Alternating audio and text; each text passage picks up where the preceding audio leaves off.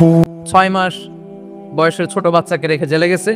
6 মাসের মেয়ে বেরোয় দেখে মেয়ের বয়স 17 বছর। মেয়ে বাবারে চিনে না, বাবা মেয়েরে চিনে না। মেয়েকে এখন বিয়ে দিয়ে আরেক ছেলের হাতে তুলে দিবে।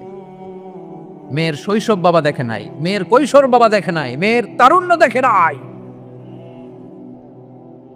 আরেক যুবককে দেখলাম 14 বছরের 14 দিনের সংসার, 2 সপ্তাহের সংসার শেষে জেলে গেছে।